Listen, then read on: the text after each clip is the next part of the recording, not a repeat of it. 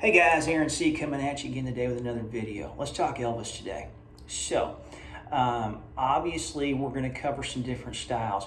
So whether we're looking at the early Sun Records days, the stuff he did in Memphis with just him and Scotty Moore on guitar, Bill Black on upright bass, whether we're going to the latter, the 68 comeback special, and the jumpsuit days of the Vegas residency.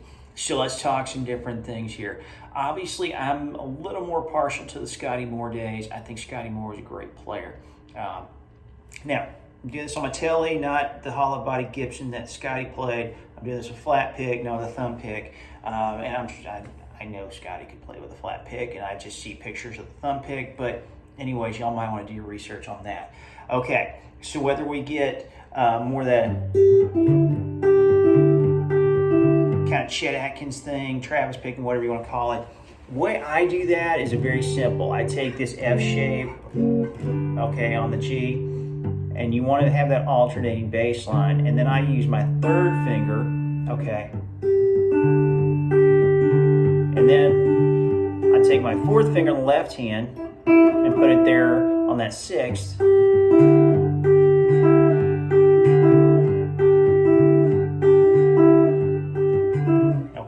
And so forth, okay?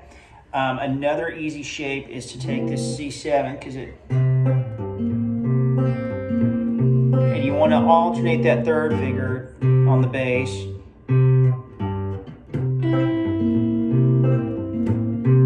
Okay, so there was that. You hear the Chuck Berry thing? You know, a lot of those, you know, or the...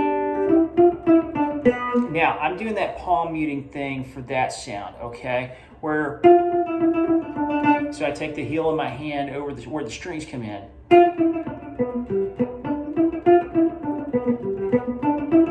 Okay, so you have that sort of sound going on, and so that's going to be in a lot of your rockabilly. Now, I don't have anything going on. I'm just playing through just a plain orange amp there in my Telecaster.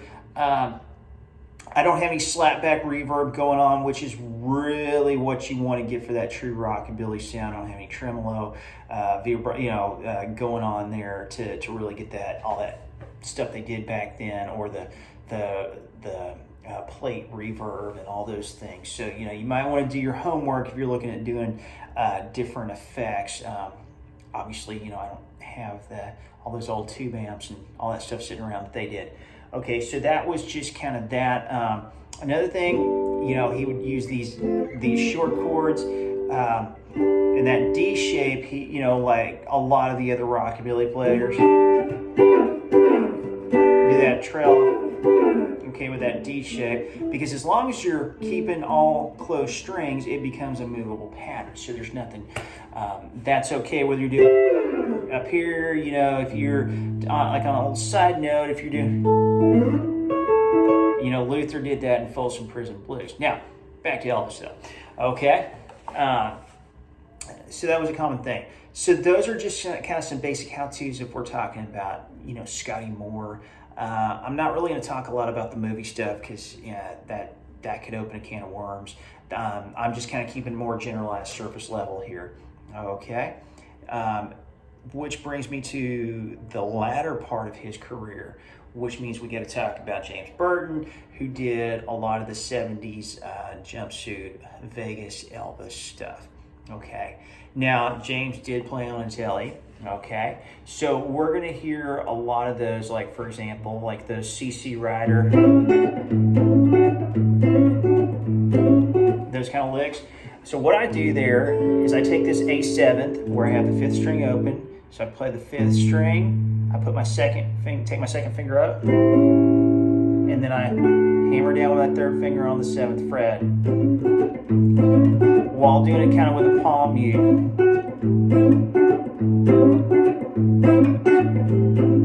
Okay, that's how I do that one. Okay, so that was there. The other things, was kind of a lot of just basic blues scales, major, minor, pentatonics that I would hear. A lot of those those kind of kind of things, you would hear. Nothing really stood out. You have to understand one of the differences between Scotty and James is that, Scotty kind of had to invent the sound. So, and, in the early days, they didn't have a drummer. So that was a lot of the reason for for that. And, also, when using the upright bass in those days, you kind of had the slapping and the strings to give that kind of percussive sound. So you had to, had to compensate for what you didn't have. By the time that James got there, he had the full orchestra. A lot of the work was done for him. A lot of the style had been written. So those were things to, kind of keep in mind with the James Burton days. Okay, so we had more of that just, kind of rock / country sound. And, when you have a full orchestra, you don't have to carry as much weight either. So those are just some simple little how-tos of Elvis's guitar players. So I want to thank y'all for coming by again today. If there's any questions you have, leave them in the comments below. If you'd like to see other request videos, I'll see if I can make it happen. If you interested in lessons, let me know, and I'll see what I can do to make that happen. Guys, thanks once again for stopping by, coming by. Hope to see you soon. Take care.